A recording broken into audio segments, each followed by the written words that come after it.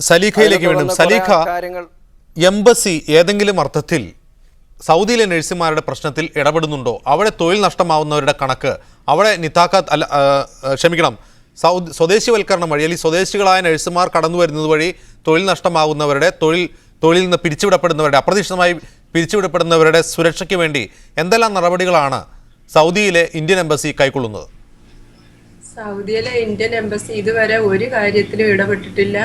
അവിടെ പോയി ഏതെങ്കിലും തരത്തിൽ നമ്മൾ എന്തെങ്കിലും ആവശ്യങ്ങൾ ഉന്നയിച്ചാൽ തന്നെ അവരാരും അത് ചെവിക്കൊള്ളാറ് പോലുമില്ല. നമ്മുടെ എംബസിയെ അപേക്ഷിച്ച് നോക്കുമ്പോൾ ഫിലിപ്പീൻസ് എംബസിയാണ് എത്രയോ നല്ല എംബസി. ഈ ഫിലിപ്പീൻസ് സ്റ്റാഫിന് എന്തെങ്കിലും കംപ്ലൈൻറ്റ് ഹോസ്പിറ്റലിൽ നിന്നുണ്ടായാൽ അവരുടൻ തന്നെ അവിടെ നിന്ന് ചെന്ന് അറിയിക്കുകയും അവിടുന്ന് ഉടനെ തന്നെ വേണ്ട നടപടികൾ എടുക്കുകയും ചെയ്യും. അതേസമയം നമ്മൾ അവിടെ പോയി കഴിഞ്ഞാൽ അവർക്ക് ആർക്കും അതിൻ്റെതായ യാതൊരു ഉത്തരവാദിത്വങ്ങളും ഇതുവരെ ഉണ്ടായതായിട്ട് ഒരറിവുമില്ല. സലീഖ, മുൻപ് ഇവിടെ സൂചിപ്പിച്ചതുപോലെ കമ്മ്യൂണിക്കേഷൻ രംഗത്ത് മലയാളി നഴ്സുമാർ GCC രാജ്യങ്ങളിൽ ഏതെങ്കിലും അർത്ഥത്തിൽ വെല്ലുവിളി നേരിടുന്നുണ്ടോ ഫിലിപ്പീനുകളെ അപേക്ഷിച്ച്? ആദ്യമൊക്കെ ഉണ്ടായിരുന്നു. ഇപ്പം ആ ഒരു പ്രശ്നം നമ്മുടെ കേരളത്തിൽ നിന്ന് വരുന്ന സ്റ്റാഫുകൾക്ക് ഉണ്ടാകുന്നില്ല. ഇപ്പം വരുന്ന സ്റ്റാഫ് ഫിലിപ്പീൻ സ്റ്റാഫിനെ അപേക്ഷിച്ച് ഏറ്റവും മുന്നിൽ തന്നെയാണ് കമ്മ്യൂണിക്കേഷൻ സ്കില്ലിൽ നിൽക്കുന്നതും എക്സ്പീരിയൻസിൻ്റെതായാലും ജോലി ബേസിലാണെങ്കിലും ഏറ്റവും മുന്നിൽ നിൽക്കുന്ന നമ്മുടെ കേരളത്തിലെ സ്റ്റാഫ് തന്നെയാണെന്ന് എനിക്ക് പറയാൻ കഴിയും. വളരെയധികം നന്ദി ഹാരിസ് മണലുംപാറ, റെജിമോൻ കെ, സലീഖത്ത് ഹബീബ് ഈ ചർച്ചയിൽ പങ്കെടുത്തതിന്, പ്രതികരിച്ചതിന്.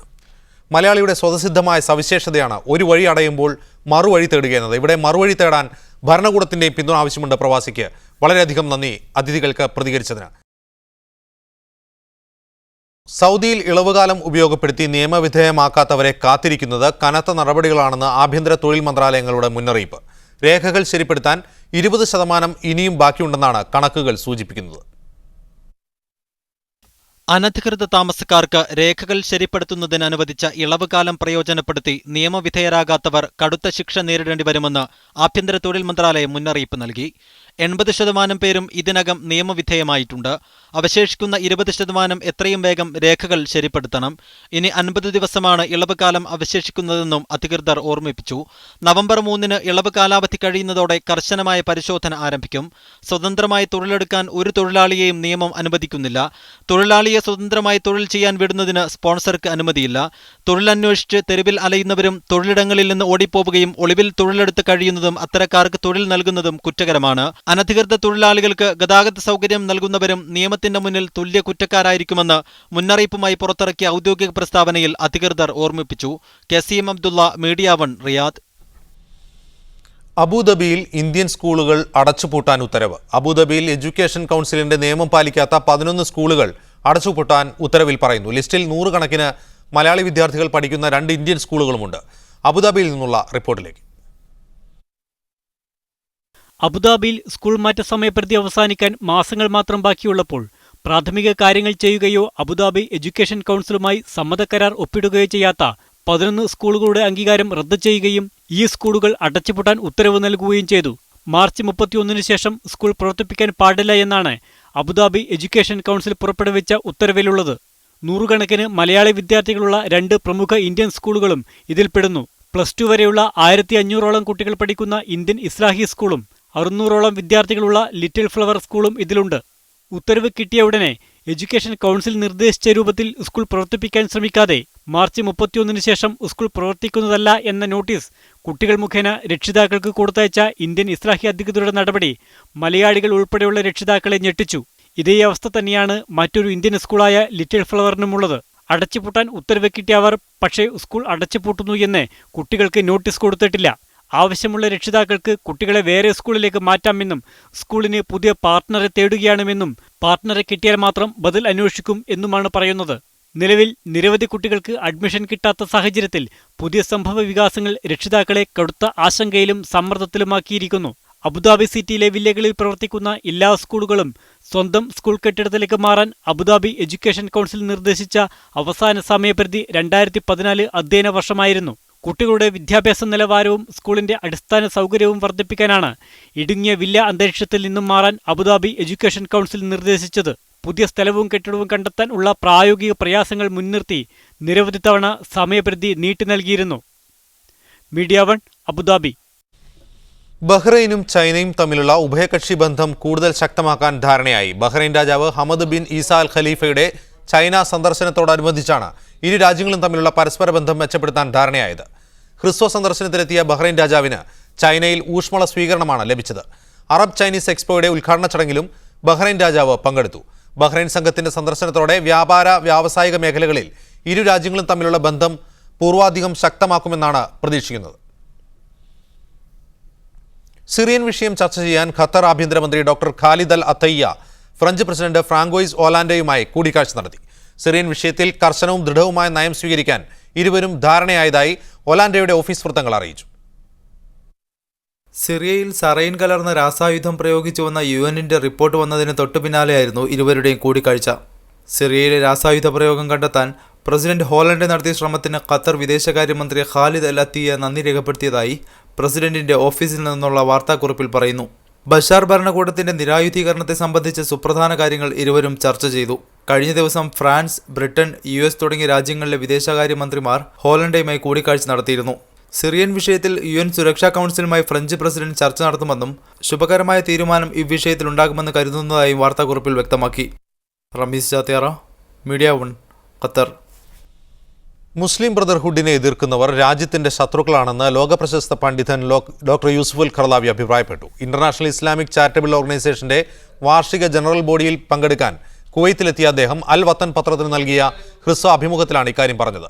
ദൈവകൽപ്പനകളെക്കുറിച്ച് അറിവില്ലാത്തവരാണ് അന്ധമായ ബ്രദർഹുഡ് വിരോധം കൊണ്ടു നടക്കുന്നതെന്നും രാജ്യത്തെ സ്നേഹിക്കാനും സേവിക്കാനും മുന്നിൽ നിൽക്കുന്നവരാണ് ബ്രദർഹുഡ് പ്രവർത്തകരെന്നും ലോക പണ്ഡിത സഭാധ്യക്ഷൻ കൂടിയായ ഡോക്ടർ ഖർദാവി കൂട്ടിച്ചേർത്തു.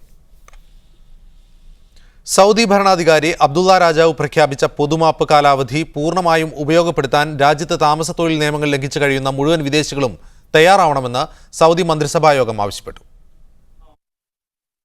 സൗദി ഭരണാധികാരി അബ്ദുള്ള രാജാവ് പ്രഖ്യാപിച്ച പൊതുമാപ്പ് കാലാവധി പൂർണ്ണമായും ഉപയോഗപ്പെടുത്താൻ രാജ്യത്ത് താമസ തൊഴിൽ നിയമങ്ങൾ ലംഘിച്ചു കഴിയുന്ന മുഴുവൻ വിദേശികളും തയ്യാറാകണമെന്ന് സൗദി മന്ത്രിസഭായോഗം ആവശ്യപ്പെട്ടു.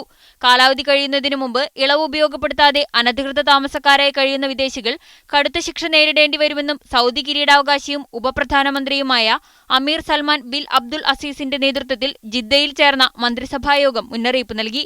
നവംബർ 3 അവസാനിക്കുന്ന നീട്ടിയ കാലാവധിക്ക് ശേഷം പദവി ശരിയാക്കാൻ രാജ്യത്ത് അനധികൃതമായി തങ്ങുന്നതും ജോലി ചെയ്യുന്നതും കുറ്റകരമായിരിക്കും. ഇത്തരക്കാർക്ക് ജോലി നൽകുന്ന സ്ഥാപനങ്ങളും വ്യക്തികളും ശിക്ഷ നേരിടേണ്ടി വരുമെന്നും യോഗം വ്യക്തമാക്കി. മതിയായ സാവകാശവും ആവശ്യമായ സർക്കാർ സേവനങ്ങളും ലഭ്യമാക്കിയിട്ടും പദവി ശരിയാക്കാതെ കാലാവധി കഴിഞ്ഞ് പിടിക്കപ്പെടുന്നവരുടെ കാര്യത്തിൽ യാതൊരു ദാക്ഷിണ്യവും ഉണ്ടായിരിക്കില്ല. രാജ്യത്തെ നിയമവ്യവസ്ഥകൾ പാലിക്കാൻ സ്വദേശികളും വിദേശികളുമെല്ലാം ബാധ്യസ്ഥരാണെന്നും മന്ത്രിസഭായോഗം ഓർമ്മപ്പെടുത്തി. ഈ വർഷത്തെ വിശുദ്ധ ഹജ്ജ് കർമ്മത്തിന് പുണ്യനഗരിയിലെത്തി തുടങ്ങിയ ഹജ്ജ് തീർത്ഥാടകരെ മന്ത്രിസഭായോഗം സ്വാഗതം ചെയ്തു. നടപ്പുവർഷത്തെ ഉംറ സീസൺ വിജയകരമായി അവസാനിച്ചതിൽ യോഗം സംതൃപ്തി രേഖപ്പെടുത്തി. 5 ദശലക്ഷം ഉംറ തീർത്ഥാടകർ ഉംറ നിർവഹിച്ചതായും തീർത്ഥാടകർക്ക് കർമ്മം നിർവഹിക്കാനുള്ള എല്ലാ സൗകര്യങ്ങളും നൽകിയതായും യോഗം വിലയിരുത്തി. Media 1, Jeddah. മലയാളികൾ ഉൾപ്പെടെയുള്ള തൊഴിലാളികളിൽ നിന്ന് 6 ദിർഹം അധികം വാങ്ങി മൊബൈൽ സിം കാർഡുകൾ വിറ്റ ബംഗ്ലാദേശ് സ്വദേശിയെ അബുദാബി പോലീസ് പിടികൂടി. സിം കാർഡുകൾ വിൽക്കാനുള്ള ലൈസൻസ് ഇയാൾക്കില്ലായിരുന്നു. ബിൻയാസിലെ തൊഴിലാളികൾക്കാണ് ഇയാൾ സിം കാർഡുകൾ വിറ്റത്. അങ്ങനെ വാങ്ങുന്ന കാർഡുകൾ മുഖേന ഉപഭോക്താക്കൾ കുഴപ്പത്തിൽപ്പെട്ടേക്കാമെന്നും അതിനാൽ അംഗീകൃത ഔട്ട്ലെറ്റ് വഴിയോ അംഗീകൃത ഏജൻസി വഴിയോ അല്ലാതെ സിം കാർഡുകൾ വാങ്ങരുത് എന്നും പോലീസ് നിർദ്ദേശിച്ചു. റോഡ് നിയമങ്ങൾ ലംഘിച്ചതിന് ലഭിച്ച പിഴ അടയ്ക്കാത്തവരെ കോടതി കയറ്റുമെന്ന് ഗതാഗത വകുപ്പ്. പിഴ അടച്ചു തീർക്കാതെ രാജ്യത്തിന് പുറത്തേക്ക് പോകാൻ അനുവദിക്കില്ലെന്ന് കുവൈറ്റ് ഗതാഗത മേധാവി അബ്ദുൽ ഫത്താഹ് അൽ അലി മുന്നറിയിപ്പ് നൽകി. ഗതാഗത വകുപ്പ് assistant under secretary major general Abdul Fattah അലിയാണ് പിഴ അടക്കാത്തവർക്ക് വീണ്ടും മുന്നറിയിപ്പ് നൽകിയത്. സ്വദേശികളും വിദേശികളുമായി 12,000-ഓളം പേർ രാജ്യത്ത് പിഴ അടക്കാനുണ്ടെന്ന് പറഞ്ഞ അദ്ദേഹം പലരും 500 മുതൽ 800 ദിനാർ വരെ കുടിശ്ശിക ഉള്ളവരാണെന്നും ഈ മാസം തന്നെ അടച്ചു തീർത്തില്ലെങ്കിൽ ഇവർക്കെതിരെ പ്രോസിക്യൂഷൻ നടപടികൾ ഉണ്ടാകുമെന്ന് മുന്നറിയിപ്പ് നൽകുകയും ചെയ്തു. പ്രോസിക്യൂഷന് കൈമാറുന്നതോടെ ഇത്തരക്കാർക്ക് യാത്രാവിലക്ക് ഏർപ്പെടുത്തുന്നതിനോടൊപ്പം ലൈസൻസുകൾ പിടിച്ചെടുക്കുമെന്നും ആഭ്യന്തര മന്ത്രാലയത്തിലെ വിവിധ സേവനങ്ങൾ ലഭ്യമല്ലാതാകുമെന്നും അദ്ദേഹം കൂട്ടിച്ചേർത്തു. അതേസമയം സർക്കാർ വിദ്യാലയങ്ങൾ തുറന്നതോടെ രാജ്യത്ത് വീണ്ടും ഗതാഗതക്കുരുക്ക് രൂക്ഷമായിരിക്കുകയാണ്. വാഹനങ്ങളുടെ നീണ്ട നിര നിരങ്ങി നീങ്ങുന്ന കാഴ്ചയാണ് ഇടക്കാലത്ത് കാലിയായിരുന്ന പല റോഡുകളിലും ഇപ്പോൾ ദൃശ്യമാകുന്നത്.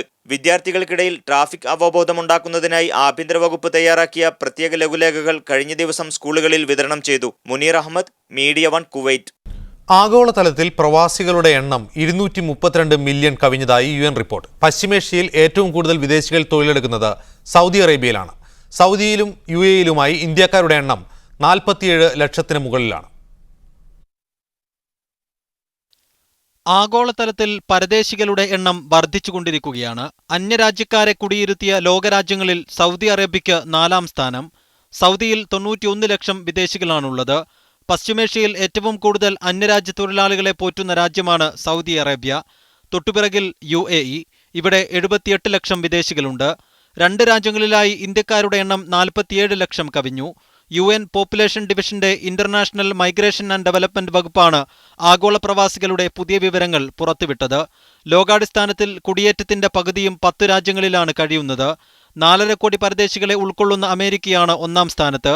11 മില്യൺ വിദേശികളെ പോറ്റുന്ന റഷ്യയും 9.8 മില്യൺ വിദേശികളെ ഉൾക്കൊള്ളുന്ന ജർമ്മനിയും 2ഉം 3ഉം സ്ഥാനങ്ങളിലുണ്ട്. 2000-ൽ 175 മില്യണായിരുന്ന വിദേശികളുടെ എണ്ണം 13 വർഷം കൊണ്ടാണ് 232 മില്യണായി ഉയർന്നത്.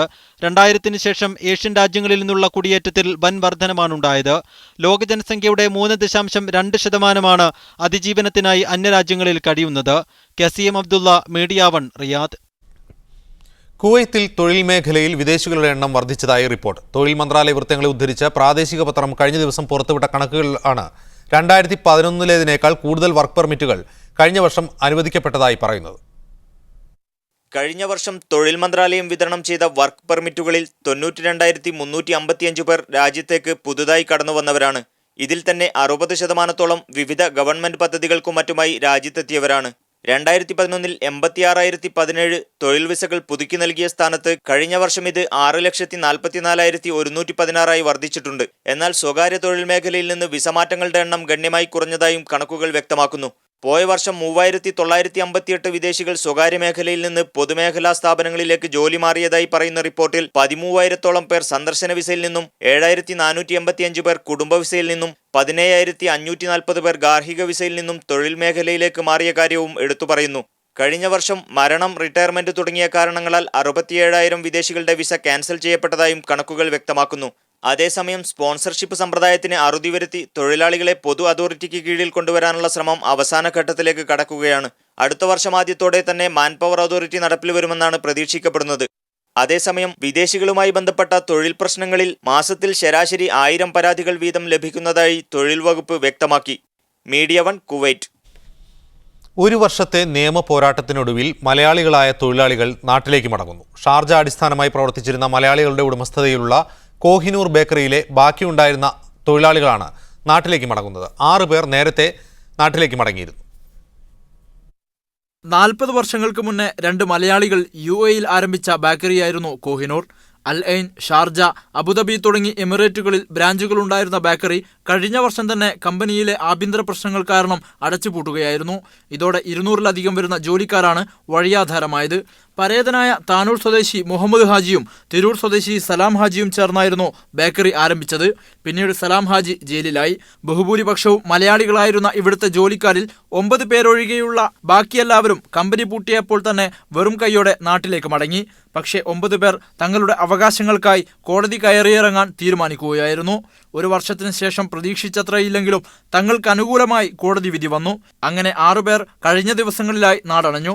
28 വർഷം കമ്പനിയിൽ ജോലി ചെയ്തവരാണ് മടങ്ങിയവരിൽപ്പെട്ട തിരുവനന്തപുരം സ്വദേശി ബദറുദ്ദീനും മലപ്പുറം സ്വദേശി മുഹമ്മദ് കുട്ടിയും. കിട്ടാനുള്ള ആനുകൂല്യങ്ങളൊന്നും കിട്ടിയിട്ടില്ല.